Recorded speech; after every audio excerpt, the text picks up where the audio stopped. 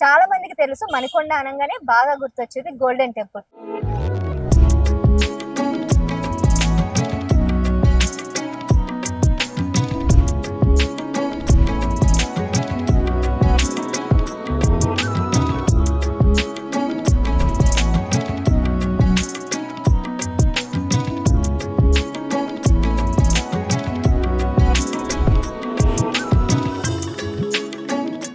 నమస్కారం, ఎల్ఎన్ఆర్ భక్తి ఛానల్ కి స్వాగతం, సుస్వాగతం. ప్రస్తుతం నేను శ్రీరామనగర్ కుప్పాలగూడ మణికొండలో ఉన్నాను.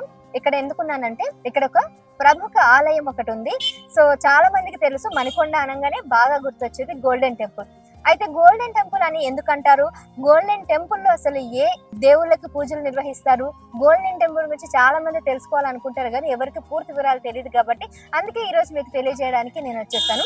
అసలు గోల్డెన్ టెంపుల్ అనే పేరు ఏ విధంగా వచ్చింది, గోల్డెన్ టెంపుల్ యొక్క ప్రాముఖ్యత, విశిష్టత అన్ని కూడా ఈ రోజు వీడియోలో తెలుసుకుందాం. అయితే ముఖ్యంగా మీకు చెప్పాల్సింది ఏంటంటే ఈ గోల్డెన్ టెంపుల్ పేరు అంటే ఇది శృంగేరి జగద్గురు మహాసంస్థానానికి సంబంధించినటువంటి శ్రీ శారదాంబ చంద్రమౌళేశ్వర వెంకటేశ్వర స్వామి దేవస్థానం, ఇది పూర్తి పేరు. అయితే ఇంత పెద్ద పేరు ఎవరు పలకుండా సింపుల్ గా గోల్డెన్ టెంపుల్ అంటారు. మరి గోల్డెన్ టెంపుల్ కి ఆ పేరు ఎలా వచ్చిందో కూడా ఈ వీడియోలో మీకు చెప్పే ప్రయత్నం చేస్తాను. మరి ఆలస్యం చేయకుండా వీడియో అస్సలు మిస్ చేయకుండా పూర్తిగా చూడండి. లోపలికి వెళ్ళి ఆ విశిష్టతలు, అలాగే అక్కడ ఉన్నటువంటి గురువు గారులని, ఆ దేవస్థానం అర్చకులని, అలాగే అక్కడ ఉన్నటువంటి భక్తులందరినీ కూడా పలకరించేద్దాం, పదండి.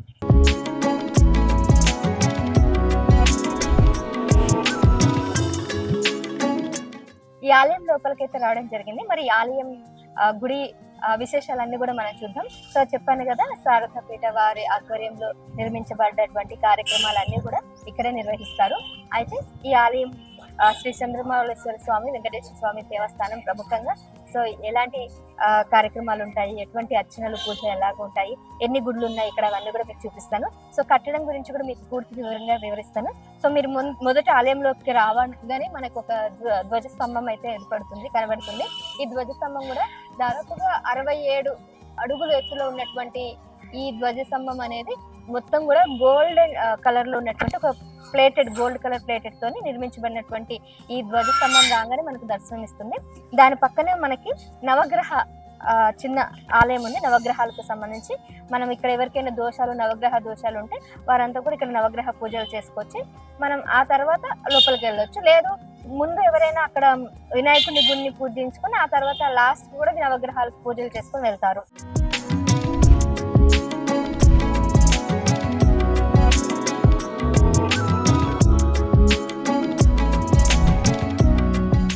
ఈ ఆలయంలోకి లోపలికి రాగానే మనకి మొదట వినాయకుని విగ్రహం అయితే కనబడుతుంది.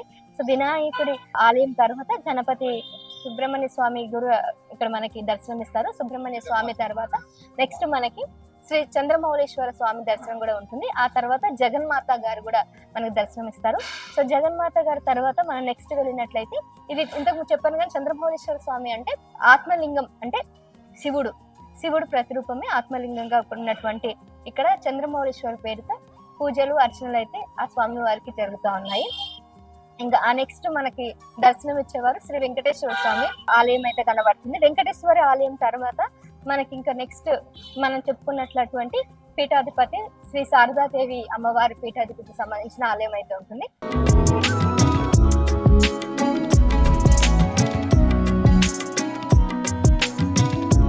ఆలయానికి సంబంధించిన పూజలు అంతా కూడా ఇక్కడే నిర్వహిస్తారనమాట. అయితే ఇంకా మీకు ఈ ఆలయం కట్టడాలు కూడా ఒకసారి క్లియర్ గా క్లుప్తంగా చూపిస్తారండి. సో జనరల్ గా గోల్డెన్ టెంపుల్ అంటే బయట అంతా ఈ గుడి అంతా కూడా గోల్డ్ కలర్ లో కనబడుతుంది. కానీ లోపల మాత్రం ఇక్కడ విగ్రహాలంతా కూడా మనకి రాతి విగ్రహాలు కనిపిస్తున్నాయి, నలుపు రంగులో కనిపిస్తున్నాయి. సో ఈ విగ్రహాలను ఒకసారి చూసుకున్నట్లయితే సో నల్లటి రంగులో మళ్ళీ దానికి గోల్డ్ కోటింగ్ తో చాలా మెరిసిపోతూ చాలా అందంగా కనిపిస్తున్నాయి. సో మెయిన్ ఆలయం అవుతుందో ఆలయం చుట్టుపక్కల కూడా చిన్న చిన్న విగ్రహాలను కూడా అమ్మవారి ఇక్కడ ఎక్కువ అమ్మవారికి సంబంధించిన విగ్రహాలు, అంటే అమ్మవారు అన్ని రకాల ఎన్ని అవతారాలు ఉన్నాయి అన్ని అవతారాలు, సంతోషి మాత, దుర్గా మాత, కాళిక మాత, లేదంటే మనకి ఎన్ని రకాల అమ్మవార్లు ఉన్నాయి అన్ని రకాల అమ్మవార్ల విగ్రహాలను అయితే దేవాలయానికి చుట్టూ కూడా ప్రతిష్ఠింపజేశారు. సో ఇది అమ్మవారి ఆలయం కాబట్టి, శారద అమ్మవారి కాబట్టి మీరు చూసినట్లయితే లక్ష్మీదేవి, సరస్వతి దేవి, పార్వతీదేవి ఈ మూడు కూడా ఇక్కడ ఉన్నాయి. అలాగే ఇక్కడ కూడా మనకి దుర్గామాత ఉన్నారు, అలాగే సంతోషి మాత, గాయత్రి మాత, శారదామాత, ఈ రకంగా అన్ని అమ్మవార్లు కూడా ఇక్కడ ప్రతిష్ఠింపజేశారు. ఇది ముఖ్యంగా ఉన్నటువంటి ఈ ఆలయం యొక్క విశిష్టత. ఇక వెంకటేశ్వర ఆలయం కనుక మీరు చూసుకున్నట్లయితే ఇది కూడా మనకి మొత్తం కూడా బ్రౌన్ కలర్ ఉన్నటువంటి విగ్రహాన్ని వాళ్ళు కట్టారు. దాని చుట్టుపక్కల కూడా వెంకటేశ్వర స్వామి అవతారాలు, సో కృష్ణ అవతారం గాని, లేదంటే రాముడు అవతారం గాని, పరశురాముడు అవతారం కానీ, సో దశావతారాలు అంటారు కదా, దశావతారాలకు సంబంధించిన అన్ని కూడా ఇక్కడ వీళ్ళ విగ్రహాలని ప్రతిష్ఠింపజేశారు. సో అది కూడా మధ్య భాగంలో ఉన్నాయి అన్నమాట. ఇది కూడా నల్లటి రంగులో. మీరు ఇక్కడ చూస్తే వామన అవతారం కూడా ఉంది. సో అన్ని రకాల అవతారాలన్నీ కూడా ఈ ఆలయం చుట్టుపక్కల కూడా వీళ్ళు ప్రతిష్ఠింపజేశారు. కూర్మ అవతారం, లక్ష్మీ నరసింహ అవతారం, సో వామన అవతారం, అంతేకాకుండా ఇక్కడ మత్స్య అవతారం, కూర్మ అవతారం, సో ఈ విధంగా అన్ని కూడా ఉన్నాయి. సో వెంకటేశ్వర స్వామికి సంబంధించిన అన్ని అవతారాలు కూడా ఇక్కడ ఈ విధంగా ఉన్నాయి. గర్భగుడి, ఆ గర్భగుడి చుట్టుపక్కల కూడా ఎక్కువగా మనకి మన నటరాజ స్వామి గాని, శివ పార్వతులు కలిసి కట్టుగా ఉన్నటువంటి విగ్రహాలను ప్రతిష్ఠింపజేశారు. అలాగే శివుడు ఆగ్రహ రూపంలో ఎలాగుంటారో రుద్రేశ్వరుడు, సో రుద్రేశ్వరుడు రూపంలో ఉన్నటువంటి విగ్రహాన్ని ప్రతిష్ఠింపజేశారు. అలాగే నటస్వామి, ఇంకా మీరు చూసుకున్నట్లయితే శివుడికి ఎన్ని అవతారాలు అంటే ఎన్ని రకాలుగా పూజిస్తారు. మల్లికార్జున స్వామి, చాలా రకాలుగా ఉంటాయి కాబట్టి ఆ రకాలకు సంబంధించిన అన్ని అవతారాలను కూడా ఇక్కడ వీళ్ళు ప్రతిష్ఠింపజేశారు. అసురులని నాశనం చేసేటప్పుడు అవతారం ఎత్తినటువంటి ఈ విగ్రహాలను చూస్తే మీకు పురాణాలు తెలిసిన వాళ్ళకైతే ఈజీగా అర్థమవుతుంది. శివుణ్ణి ఎవరో కాలుతో తంటే ఆయన సంహరించడానికి ఈ విధంగా అవతారం ఎత్తారు.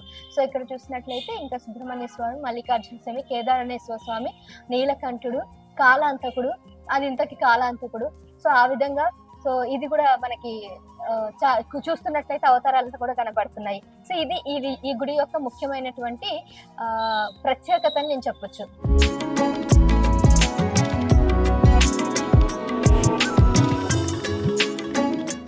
అయితే ఈ ఆలయంలో మనకి శివుని దర్శించుకోవాలంటే మనకి ఖచ్చితంగా నందీశ్వరుడు అయితే ఉండాల్సిందే. నందీశ్వరుడు ద్వారా మనం శివుని దర్శించుకుంటాము. సో నందీశ్వరుడు చాలా చక్కగా రాతి రూపంలో ఇక్కడ తయారు చేయబడి ఇక్కడ ప్రతిష్ఠింపజేశారు. సో ఈ గుడి చాలా చక్కగా ఎంతో మంది భక్తులు, మణికొండలో ఉన్నటువంటి భక్తులే కాకుండా చుట్టుపక్కల ఉన్నటువంటి పరిసర ప్రాంతాల్లో ఉన్నటువంటి భక్తులంతా కూడా ఇక్కడ ఉదయం నుంచి సాయంత్రం వరకు వచ్చి వారి కోరికల్ని తీర్చుకోవడానికి ఇక్కడికి వస్తుంటారు.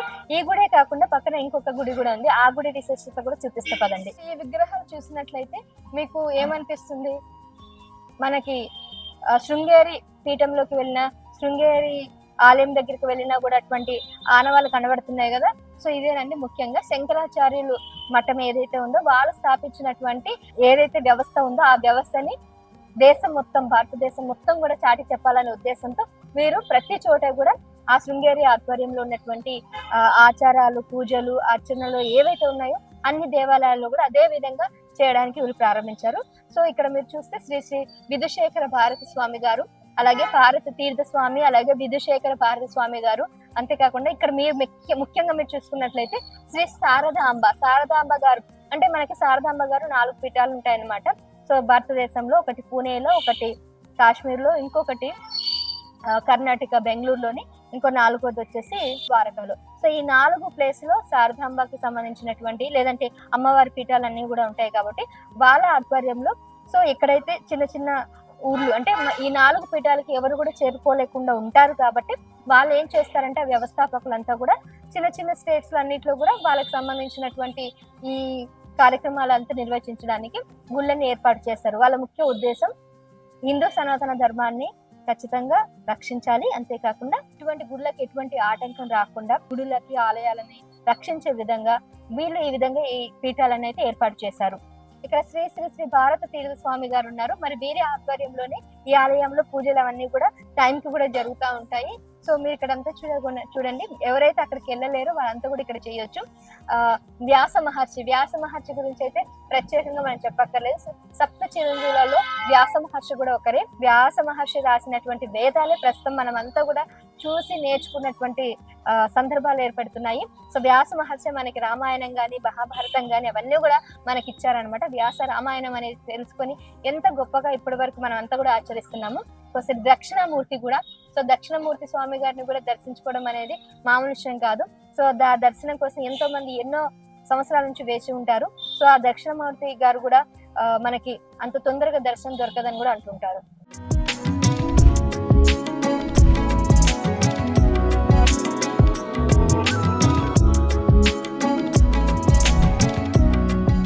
ఈ గోల్డెన్ టెంపుల్ ప్రధాన అర్చకుడు శ్రీనివాస్ శర్మ గారు ఇప్పుడు మనతో పాటు ఉన్నారు. అయితే ఈ గుడి యొక్క విశిష్టత, ప్రాముఖ్యత, ప్రధానత అన్ని కూడా తెలుసుకుందాం గురువు గారి మాటలు. నమస్కారం గురుగారు. నమస్కారం అమ్మా. ఎలా ఉన్నారు గురుగారు? బానే ఉన్నామ్మా. గురుగారు ఈ ఆలయానికి ప్రధాన అర్చకులుగా ఉన్నారు కదా, ఎంత కాలం నుంచి ఉన్నారు గురుగారు? నేను దాదాపు 20 సంవత్సరాల నుంచి ఇక్కడ ప్రధాన అర్చకుడిగా. 20 సంవత్సరాలు అంటే ఈ గుడి ప్రారంభించి ఎన్ని సంవత్సరాలు? ప్రారంభించి కూడా అప్పుడే ప్రారంభించిన 3 ఏళ్ళే నేను ఇక్కడికి రావడం జరిగింది. అప్పటి నుంచి ఇంకా ఇక్కడే స్థిరపడి. అదే ఎలా ప్రారంభించారు, ఏ విధంగా ఈ గుడి అనేది రావడం జరిగింది అసలు? ఇది పూర్వం ఇక్కడ సన్నిధానం లక్ష్మీనారాయణ అవధానులు గారని ఒక ఆయన ఉండేవారు. ఆయనకి సంకల్పం కలిగింది. చతుర్వేదుల చంద్రమౌళి గారని వారి బంధువు. ఇక్కడ ఉద్యోగాలు చేసుకుంటూ ఈ ఏరియాలో ఒక ప్రసిద్ధమైనటువంటి దేవాలయం ఉంటే భవిష్యత్తులో చాలా అభివృద్ధి చెందుతుంది, వచ్చిన వాళ్ళందరూ తరిస్తారని చెప్పి ఆ సంకల్పం కలిగి సన్నిధానం లక్ష్మీనారాయణ గారని వారిని సంప్రదించడం జరిగింది. అలా వాళ్ళిద్దరు సంకల్పంతో జగద్గురువులైన శృంగేరి వారి దగ్గరికి వెళ్ళారు ఇద్దరు. అయ్యా, ఇట్లా మణికొండ అనే ప్రాంతం భవిష్యత్తులో చాలా ఉన్నత స్థితికి వెళ్తుంది, ఇక్కడ మన వాళ్ళంతా చాలా మంది ఉంటారు, ఇక్కడ తరింపజేయడానికి మీ ఆజ్ఞతో ఒక దేవాలయాన్ని నిర్మింపజేద్దామని సంకల్పం కలిగిందని ఆ జగద్గురువులను అడగడం జరిగింది. వీరిద్దరు వారి ఆదేశానుసారమే ఈ దేవాలయ నిర్మాణం జరిగింది. ఇప్పటికీ కూడా ఇక్కడ జరిగే పూజలు, పునస్కారాలు, అన్ని కార్యక్రమాలన్నీ శృంగేరి వారి జగద్గురువుల ఆదేశానుసారమే జరుగుతాయి.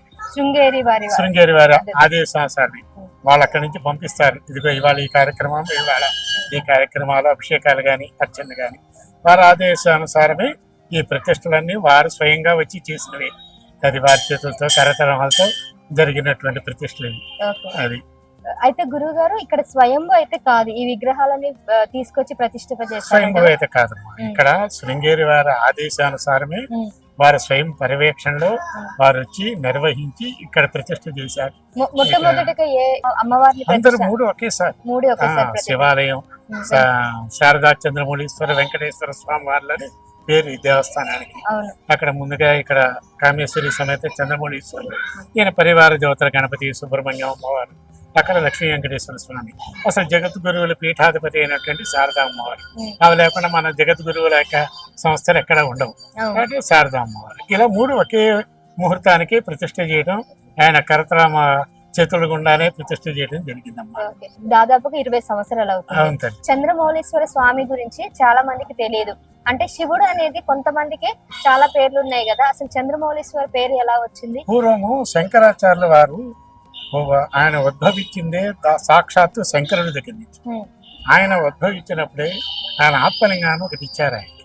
ఆయన ఈ యొక్క కలియుగంలో మీ దేవతలు తిరగటానికి వీల్లేదు, లింగ రూపంలోనో ప్రతిమ రూపంలోనూ పూజించారు కాబట్టి నా ఆత్మలింగాన్ని ఇస్తున్నాను, దీనికి చంద్రమౌళీశ్వరుడైన నామకరణం చేసి దీని ఆరాధన చేసుకోమని పూర్వం మన జగద్గురువులు శంకరాచార్యులు ఉన్నారు, వారికి ప్రసాదించారు. సాక్షాత్ పరమేశ్వర స్వరూపాయన ఆ భూమికి వస్తూ ఆ శివలింగంతో వచ్చారు. అప్పటి నుంచే చంద్రమౌళీశ్వర స్వామి పేరు ప్రసిద్ధి చెందింది. ఆమెకు తోడు ఆయన ఉపాసన చేసింది శారదాదేవి. ఆ శారదాదేవి వల్లనే ఆయన ఈ యొక్క 4 ఆమ్నాయ పీఠాలు స్థాపించడం జరిగింది మనకు. ఇది కాశ్మీర్లో ఒకటి, పూరిలో ఒకటి, శృంగేరిలో ఒకటి, ఇలా 4 ఆమ్నాయ పీఠాలు ఆయన ఆదేశానుసారమే స్థాపించడం జరిగింది. ఆ శక్తిత్తులన్నీ ఆయనకి ప్రసాదించింది శారదా అమ్మవారి. మండన మిశ్రుడి భార్య కదా ఆవిడ. ఆ భార్యగా సాక్షాత్తు సరస్వతీదేవి ఆ రూపంలో వచ్చి వారికి ఆ సంకల్పాన్ని కలిగించి ఆవిడ స్థాపితమైంది. అయితే ఇక్కడ వాళ్ళందరూ కోరుకున్నారు వెంకటేశ్వర స్వామిని కూడా, అయ్యా కొంగు బంగారం కదా, ఇన్ని దేవతలను పెడుతున్నారు మీరు, మేము కూడా కొలుచుకుంటామండి, ఆయన కూడా పెట్టమంటే అప్పుడు ఈ 3 దేవతలను ఇక్కడ ప్రతిష్టాపన చేయడం జరిగింది. ఇదంతా శంకర పరంపరలో వచ్చిన మన జగద్గురువులు భారతీయ తీర్థ మహాస్వామి వారి పర్యవేక్షణలోనే ఇవి జరిగినాయి అప్పటి నుంచి. ఓకే, ఈ శారదా పీఠంకు సంబంధించిన వాళ్ళంతా కూడా అధికారులు గానీ లేకపోతే అక్కడ సిబ్బంది గానీ ఇక్కడికి వస్తూ ఉంటారా? వస్తారమ్మా, గౌరీ శంకర్ గారు వాళ్ళందరూ వస్తారు, ఇక్కడ వీళ్ళు వెళ్తారు. చతుర్వేది చంద్రమౌళి గారు దీని వ్యవస్థాపకులు, దీనికి కర్త కర్మ క్రియ ఈ రోజుకి వాళ్ళే. 83 సంవత్సరాలు ఆయనకి. ఆయన బద్ధకం ఉండదు, ఏనాడు కిందకి దిగకుండా ఉండడు. ఆయన లిఫ్ట్ కూడా కనీసం లేదు, 3 ఫ్లోర్లు కిందకి దిగి ఆయన స్వామి సేవ చేసుకుని వెళ్తారు. కాబట్టి ఆ దంపతులు ఇద్దరు ఈ గుడికి కొంగు బంగారు. వాళ్ళే ఈ యొక్క దేవస్థానానికి నిలబడి పాలన మొత్తం చూస్తారు. అదంతా వాళ్ళు ఇప్పటికీ చెప్పేది ఏమంటే మాకు ఈ శక్తియుక్తులు ఇచ్చిందంతా జగద్గురువులే, జగద్గురు వారి యొక్క శక్తియుక్తుల ద్వారానే మేము ఇంత ఓపికగా చేయగలుగుతున్నాం అని చెప్తారు వాళ్ళు. ఓకే. వాళ్ళ తర్వాత వాళ్ళ అబ్బాయి చతుర్వేదుల కశ్యప్ అని వాళ్ళు ఇప్పుడు ఆయనకి వయసు మీరటంలో వాళ్ళు ఇప్పుడు పట్టించుకొని దేవస్థానం మంచి బాగోగులు చూస్తూ ఉంటారు. అయితే ప్రధాన పర్యవేక్షణ అంతా జరిగేది శృంగేరి వారి నుంచి. ఓకే. ఈ శృంగేరి దేవాలయం ఎక్కడ ఉందండి? బెంగళూరు, కర్ణాటక రాష్ట్రంలో కర్ణాటక ఉన్నటువంటి బెంగళూరు. శృంగేరి. సో మీరు అన్నట్టు 4 పీఠాలలో ఒకటి బెంగళూరు, ఒకటి పూణే, ఒకటి కాశ్మీర్, ఒకటేమో శృంగేరి అమ్మ, ఒకటి శృంగేరి, రెండోదేమో కాశ్మీర్, మూడోది పూరి, పూణే, 4వది ద్వారక, 4వ పీఠం ద్వారక. ఓకే. శంకరుడు ఏం చేశారంటే అప్పుడు మన యొక్క ధర్మ ప్రచారం కోసమని ఈ యొక్క తురుష్కులు వచ్చి మన దేశం మీద దండెత్తుతారని అప్పుడే ఊహించాడు ఆయన. కాబట్టి ధర్మ సంస్థాపన, మన ధర్మం ఏంటో తెలియాలి. తెలిసినప్పుడు ఇవాళ కాకపోయినా రేపైనా ధర్మం ఏందో ఆచరించి వాళ్ళు ముక్తిని పొందుతారు, ఆయురారోగ్య ఐశ్వర్యాలు పొందుతారని అప్పుడు ఆయన 4 దేశం నలుగురులా 4 పీఠాలు స్థాపించారు ఆయన. ఓకే. మరి దానికి పీఠాధిపతులు ఇక్కడ శృంగేరిలో భారతీయ తీర్థ మహాస్వామి వారు ఉంటారు. ఆయన పరంపరలో వచ్చిన ఆయన చిన్న స్వాముల వారు, అక్కడ ఫోటోలు ఉన్నాయి కదా, అది విధుశేఖర స్వామి వారు. అలాగే ద్వారకలో ద్వారక పీఠాధిపతి ఉంటారు, అలాగే కాశ్మీర్లో కాశ్మీర్ పీఠాధిపతి ఉంటారు. వీళ్ళందరూ ధర్మ సంస్థాపనే వాళ్ళకి ధ్యేయం. వేదాలను పోషించడం, హిందూ సనాతన ధర్మాన్ని రక్షించడమే వాళ్ళ పని. ఇంకా రెండో వైపు జరగరు. వాళ్ళు ఏదో టీవీల ముందుకు వచ్చి ఇంటర్వ్యూలు ఇవ్వరు. వాళ్ళు చేసేదల్లా వేదముల్ని కాపాడటం, ఆ వేదాధ్యయనం శాస్త్రాధ్యయనం చేసిన వాళ్ళందరినీ వాళ్ళు పోషించడం. ఎందుకంటే వాళ్ళ పోషణ ఉండాలి కదా తల్లి. అలా జరుగుతూ ఉన్నది ఇప్పటికీ. ఇప్పుడు ఈ శారదా పీఠాలు, శక్తి పీఠాలు ఇవన్నీ కూడా ఏవైతే చేస్తున్నారో కార్యక్రమాలు, వాళ్ళ ఆలోచన అంతా కూడా ఒకటేమ్మా, అన్ని సమానమే. కాబట్టి ఏదో మీ ఇప్పుడు మన ప్రాంతంలో మన శక్తి పీఠాలు అంటారు, శక్తి పీఠాలు అది వేరు. శక్తి పీఠాలు అంటే అవి స్వయంగా స్వయంభూలవి. సరే, మీకు పురాణాల్లో వస్తుంది ఆ శక్తి పీఠాల గురించి. దాని తర్వాత వీటన్నింటిని కాపాడుకోవడం కోసమే మనకు, ఎందుకంటే వాటిని కాపాడాలి. ఇప్పుడు మనం దేవాలయం కట్టంగానే దాన్ని కాపాడే వ్యవస్థ ఒకటి ఉండాలి కదా తల్లి. మనం అనుకుంటున్నామే ఇప్పుడు చేతుల చంద్రమౌళి గారు వాళ్ళ అబ్బాయి ఇలా ఎలా ధర్మ పరంపరగా వాళ్ళు కాపాడుకుంటూ వస్తారో అలాగే మన శక్తి పీఠాలకు కూడా కాపాడే వ్యవస్థ కావాలి. అప్పుడు శంకరుడు వచ్చి దాన్ని కాపాడటానికి ఈ 4 పీఠాలు స్థాపించారు ఆయన. శంకరాచార్యుల వారు వచ్చి ఈ 4 ఇక్కడ ఉన్నటువంటి దేవాలయాలు గాని, పీఠములు గాని, అలాగే మనకు ద్వాదశ జ్యోతిర్లింగాలు గాని, ఇవన్నీ ధర్మబద్ధంగా నడపాలంటే ఒక వ్యవస్థ కావాలి. మన సనాతన ధర్మం నిలవాలంటే ఒక వ్యవస్థ కావాలి. దానికి ఎవరో సంసార్లో లేదా మనం వివాహం చేసుకునే పిల్లలు ఉన్న వాళ్ళు వాళ్ళకి దాని మీద ఏకాగ్రత ఉండదు. అందుకని ఎతులు వాళ్ళకి ఇక వివాహాలు ఏమి ఉండదు. వాళ్ళ నిత్యం జీవితాంతం ధర్మస్థాపన అయింది నిమగ్నమై ఉంటారు వాళ్ళకి. అందుకని వాళ్ళకి గొప్ప చెప్పారు. యాక్చువల్లీ ఈ రోజు మీ వల్ల చాలా విషయాలు తెలుసు. ఎందుకంటే శక్తి పీఠాలు తెలుసు, జ్యోతిర్లింగాలు తెలుసు, శారదా పీఠాలు తెలుసు. కానీ ఇట్లాంటి ఒక వ్యవస్థ ఉండి ఇంత హిందూ సనాతన ధర్మాన్ని వీటిని రక్షిస్తున్నందుకు ఒక సంస్థ ఏర్పాటు చేసి ఈ విధంగా చేస్తున్న విషయాలు తెలియదు. వాళ్ళు ఉన్నారు కాబట్టి మనం ఈ రోజుకి ఏదైనా దేవాలయానికి వెళ్ళి అర్చనలు ఇవి చేర్చుకోగలుగుతున్నాం. ఆ శక్తి ద్వారానే మనకు అది సాధ్యమైంది. ఆ ఫలితాన్ని పొందడం కూడా వాళ్ళ ద్వారానే. లేకపోతే ఎవడు ఇష్టం వచ్చో అంటాడుగా, శివుడు నాడు ఏమండి శివుడు లింగం ఎందుకంటే శివుడు బొమ్మ పెట్టి అది ఒక వ్యవస్థ ఉండదు, దాన్ని ఒక కట్టుబాటు ఉండదు. వాళ్ళు ఆ కట్టుబాటును పెట్టబట్టి దాన్ని ఆచరించి మనం సత్ఫలితాలు పొందగలుగుతున్నాం. ఇప్పుడు శృంగేరి గారి ఆధ్వర్యంలో కేవలం మణికొండలోనే ఈ దేవాలయం ఉందా, లేకపోతే హైదరాబాద్ లో? హైదరాబాద్ లో చాలా ఉంటాయమ్మా, చాలా ఉన్నాయి. కానీ ఇది ప్రధానంగా చాలా మందికి కొంగు బంగారమే వెలుసిల్లుతుంది మన దేవాలయం. అయితే చంద్రమౌళేశ్వర వెంకటేశ్వర దేవాలయం గోల్డెన్ టెంపుల్ గా ఎలాగ ప్రజలు పెట్టుకున్న పేరు. వాళ్ళు మొదట్లో ఇంత పేరు పలకలేక వాళ్ళు ఈ గుడికి వెళ్తే మనం ఏదైనా కామ్యం అంతే కదా, మనం కోరికతోనే వస్తాం కదా దేవాలయానికి. ఈ కోరిక నెరవేరింది, ఇది కొంగు బంగారంగా ఉంది, ఆ బంగారం నుంచి గోల్డెన్ టెంపుల్. అరే ఎక్కడికి వెళ్తున్నారంటే ఇంత పొడుగు పేరు చెప్పలేరు వాళ్ళు. ఎక్కడికి వెళ్తున్నారంటే అరే మన ఆ గుడికి వెళ్ళి పూజ చేయించుకుంటే నాకు ఉద్యోగం వచ్చింది, నాకు సంతానం కలిగింది, లేదా నాకు ప్రమోషన్ వచ్చింది, ఇవన్నీ చెప్పుకోగా అది గోల్డెన్ టెంపుల్ అని పడిపోయింది. అంతే. శారదా పీఠం అంటే ఎవరికి గుర్తుండదు. ఇక్కడ గోల్డెన్ టెంపుల్ అంటే ప్రాశస్త్యం, కానీ దాని మూలాలు ఇవే. అయితే గురువు గారు ఇప్పుడు ఇక్కడ మీరు 20 సంవత్సరాల నుంచి ఉంటున్నారు కదా, ప్రధానంగా ఇక్కడ చేస్తున్నటువంటి పూజలు గాని అర్చనలు గాని ఏ విధంగా ఉంటాయి, ఎలా చేస్తా ఉంటారు? అన్ని శృంగేరి వారి ఆదేశానుసారమే ఉంటాయమ్మా. శివుడికేమో ప్రతి సోమవారం మహాన్యాసపూర్వక ఏకవార రుద్రాభిషేకాలు, సోమవారం మంగళవారం సుబ్రహ్మణ్య స్వామికి సర్పసూక్త పూర్వక అభిషేకాలు, బుధవారం గణపతి ఆధారం సూక్త పూర్వకంగా గణపతికి అభిషేకం, అలాగే అమ్మవారికి కామేశ్వరి అమ్మవారికి కూడా శ్రీ సూక్త పూర్వకంగా అభిషేకాలు, గురువారం. ఇవన్నీ కాక మూలా నక్షత్రం నాడు మన శారదారి ఇందాక చెప్పానే శృంగేరి మూలాది దేవత ఆవిడే, కాబట్టి ఆవిడకి ప్రతి మూలా నక్షత్రం నాడు పంచామృత అభిషేకం ఉంటుంది. ఇంకా వెంకటేశ్వర స్వామి గురించి మనం చెప్పుకునే పని లేదు, అది కలియుగ వైకుంఠం, అది ఇంకా నిత్య కళ్యాణం పంచదారమే. కాకపోతే విశేషంగా శుక్రవారాలు మాత్రం అక్కడ అభిషేకాలు జరుగుతున్నాయి. అది ఈ ప్రాంతంలో ఇవి కాకుండా కొత్తగా ఏమైంది నందీశ్వర అభిషేకాలు, ఇంకా చాలా విశేషం. ముక్కోటి ఏకాదశి, శివరాత్రి, నిత్య కళ్యాణం పచ్చదొరమేనమ్మా. ఒక రోజు ఇది అది అనటానికి వీళ్ళు నిత్యం ఏడు జరుగుతూ ఉంటే భక్తులు వస్తూనే ఉంటారు. ఇప్పుడు మనకి నవరాత్రి గానీ లేకపోతే దేవీ నవరాత్రులు జరుగుతాయి, చండీ పారాయణలు, సూర్య నమస్కారాలు, చండీ హోమాలు. శృంగేరి నుంచి అక్కడ శృంగేరిలో ఏవైతే కార్యక్రమాలు జరుగుతాయో అవన్నీ వాళ్ళ ఆదేశానుసారం ఇక్కడ కూడా జరుగుతాయి. సో ఇప్పుడు భక్తులందరూ కూడా ఇక్కడ జరుగుతున్నటువంటి పూజ అంటే ఏవైతే నిజమవుతాయో అప్పటి నుంచి ఇక్కడ ఇంకా దీనికి ఎక్కువ పేరు అనేది రావడం జరిగింది. ఎందుకంటే మణికొండ గోల్డెన్ టెంపుల్ అంటే చాలా ప్రాముఖ్యత సంతరించుకుంది. అదంతా జగద్గురువుల ఆశీస్సులే తల్లి. ఎందుకంటే వారి ఆదేశానుసారమే ఇక్కడ అన్ని జరుగుతాయి పూజలు పునస్కారాలు. ఏదో మా ఇష్టం వచ్చాడు మీరు వచ్చి పూజలు చేయడం ఇంకోళ్ళు వచ్చి ఇంకోటి అలా ఉండదు. ఇక్కడ మాకు జగద్గురువులు ఆదేశం ఉందా లేదా ఈ పూజకి, వాళ్ళు ఆదేశిస్తేనే మేము ఇక్కడ జరుపుతాం. అది సత్ఫలితాన్ని ఇస్తోంది వచ్చే భక్తులకి. దాని నుంచి ప్రాచుర్యంలోకి వచ్చింది తప్ప వేరే కారణం ఏం కాదు, వారి ఆశీస్సులే. ఇప్పుడు అన్నదాన కార్యక్రమాలు ఎలా ఉంటాయి? అన్నదాన కార్యక్రమాలు జరుగుతాయి, ఉత్సవాల్లో జరుగుతాయి. శివరాత్రికి ఒకటే అందరూ ఉపవాసం ఉంటారు కాబట్టి అన్నదానం ఉంటుంది. దసరాల్లో ప్రసాద వితరణ ఉంటుంది, నిత్య ప్రసాదాలు జరుగుతాయి ఇక్కడ. ఇప్పుడు ఉగాది రాబోతుంది కాబట్టి ఉగాదికి ఇక్కడ ఏ విధంగా ఉంటాయి? ఉగాదికి మామూలుగా నిత్యార్చనలు ఉంటాయి తల్లి. సాయంకాలం పంచాంగ శ్రవణం ఉంటుంది, మేమే చేస్తాము. అది మేమే పంచాంగ శ్రవణం కూడా ఉంటుంది, మేమే జరుపుతాం. అది కూడా శృంగేరి వారి ఆదేశానుసారం అక్కడి నుంచి వచ్చిన పంచాంగం ప్రకారం చేస్తాను తప్ప మన ఇష్టం వచ్చినవి ఏం చెప్పాము ఇక్కడ. అది అన్ని వారి ఆదేశానుసారమే తల్లి. అన్ని మీరే శృంగేరిలోకి వెళ్ళి ఏ ఉత్సవాలు అయితే మీరు చూస్తారో అవన్నీ ఇక్కడ జరుగుతాయి. అందుకని అందరికి అంత దూరం పోలేని వాళ్ళకి అరే దగ్గరలో గోల్డెన్ టెంపుల్ ఉంది అక్కడికి వెళ్ళిపోతే శృంగేరి తర్వాత ఎప్పుడు వెళ్దాం మనం ఇక్కడ చేర్చుకొని అక్కడికి వెళ్దాం అనే యావలో పడిపోయారు. రైట్ అండి, ఎందుకంటే కర్ణాటక అక్కడికి శృంగేరికి వెళ్ళడానికి వీలు లేకుండా ఉన్న వాళ్ళకి ఇక్కడికి వచ్చి చేసుకోవచ్చు అన్నమాట. ధన్యవాదాలు గురుగారు, చాలా చక్కగా చెప్పారు. Thank you so much. మంచి తల్లి, శుభం పోయారు. అయితే గోల్డెన్ టెంపుల్ కి సంబంధించి పూర్తిగా ఇక్కడ ఉన్నటువంటి వ్యవహారాలంతా చూసుకోవడానికి అకౌంటెంట్ గా అలాగే మేనేజర్ గా ఉన్నటువంటి రాంబాబు గారు మనతో పాటు ఉన్నారు.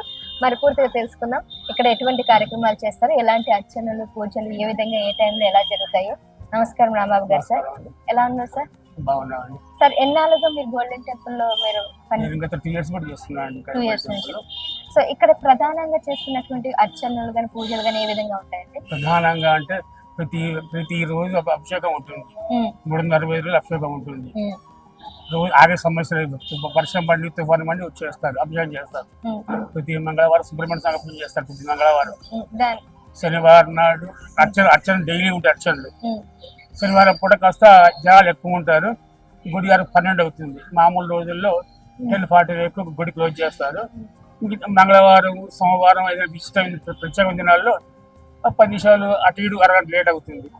సరే పర్వదినాల్లో అయితే చెప్పే పని లేదు, జనాలు వస్తుంటారు, పూజలు కార్యక్రమాలు హోమాలు అన్ని నడుస్తూ ఉంటాయి. అయితే ఇప్పుడు ఈ పూజలు అనేవి ఉదయం సాయంత్రం 2 జరుగుతాయి. అభిషేకం మార్నింగ్ ఉంటుంది, అభిషేకాలు మార్నింగ్ ఉంటాయి. కొద్ది సంగ్రహ చతుర్థికి నందీశ అభిషేకం ఇవన్నీ ప్రతి నెల చేస్తుంటారు.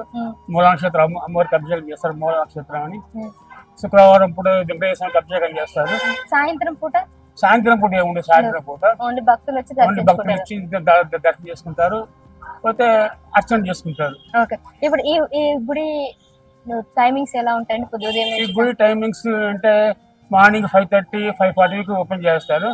మధ్యాహ్నం 11 దాకా ఉంటుంది. మళ్ళీ ఈవినింగ్ 5:30కి ఓపెన్ చేస్తారు. రాత్రి 8:30 అరౌండ్ 9 o'clock వరకు అటు ఇటుగా ఉంటుంది. జనాలు ఎక్కువ రోజు ఇంకో 11% ఎక్కువనే పడుతుంది. మొత్తం మీద ఇప్పుడు ఇక్కడ 4 ఆలయాలు ఉన్నాయి కదండి. ఇందులో 4 ఏంటి, సుబ్రహ్మణ్య స్వామి, కామేశ్వరమ్మ వారు, శివుడు, వెంకటేశ్వర స్వామి, లక్ష్మీదేవి, శారదాంబ, హనుమంతుడు మళ్ళీ ఆ గుడిలోకి వెళ్ళాలి, ఆ సెక్షన్ వేరు, అక్కడికి వెళ్ళాలి.